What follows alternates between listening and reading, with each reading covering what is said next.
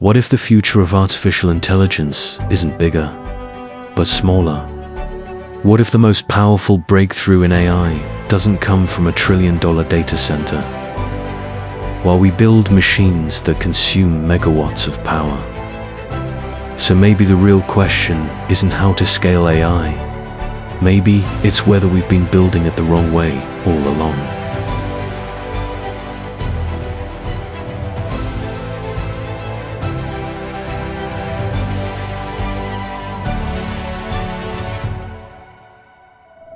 A human brain has 86 billion neurons.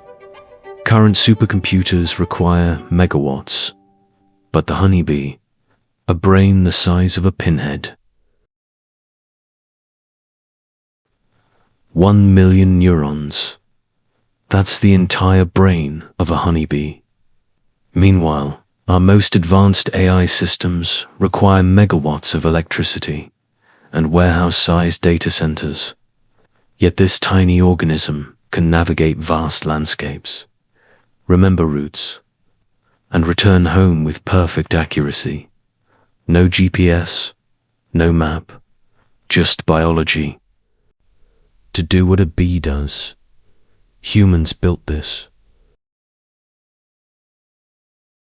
Massive data centers, endless rows of servers, hungry for power, generating heat. We believed bigger meant smarter, bigger models, bigger servers, bigger budgets. We scaled parameters into the billions. We built data centers the size of football fields, and for a while, it worked. But something didn't add up. How could something so small, almost invisible, outperform systems that consume megawatts of power? How does a creature with 1 million neurons perform tasks that still challenge our most advanced AI? Researchers at the University of Sheffield have finally found the signal. It suggests we've been building AI the wrong way.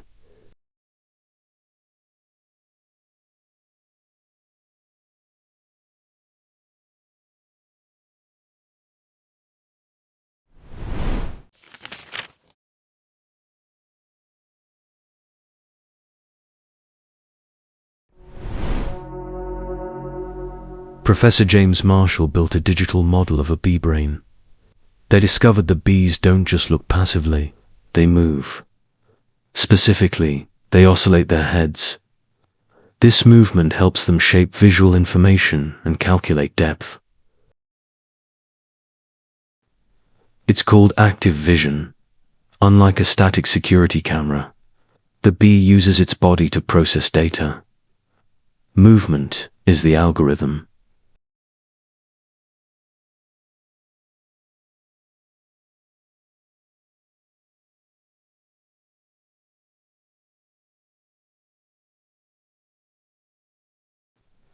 By scanning the lower half of their vision, they create a flow of data.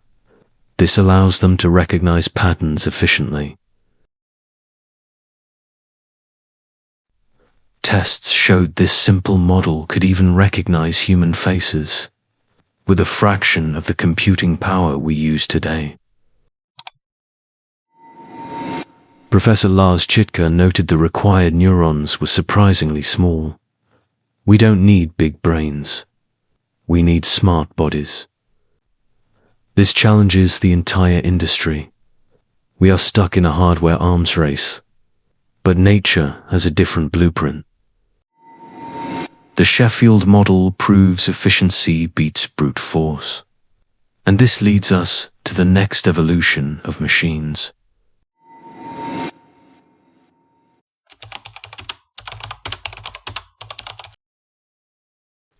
This is the dawn of embodied AI.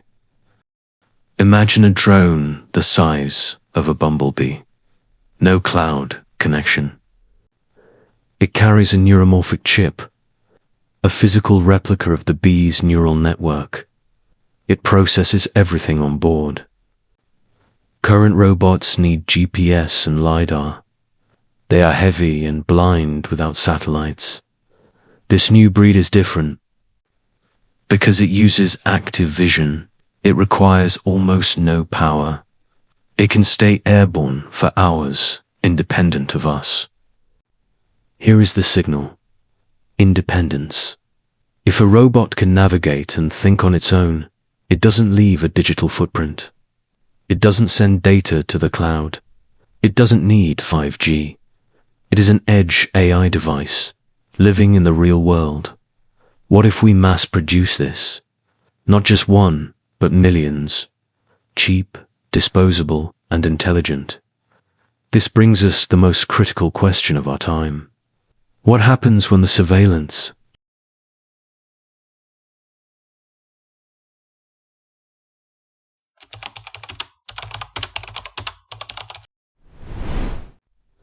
we are used to cameras on walls. You see them, you avoid them. But what if the camera is indistinguishable from nature? They aren't piloted by humans. They are autonomous agents. And the terrifying part? You cannot jam them. Electronic warfare works by cutting the link. But these drones have no link. Their brain is inside them. They are effectively wild animals, programmed with a target, a surveillance layer that is impossible to detect. We are potentially building the ultimate privacy nightmare. Who is watching you right now? Maybe just a fly.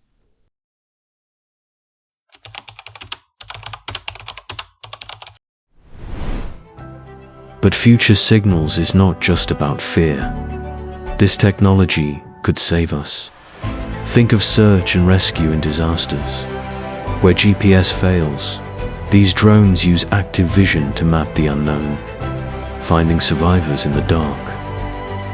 Or planetary exploration. On Mars, where light speed lag makes remote control impossible, autonomy is key.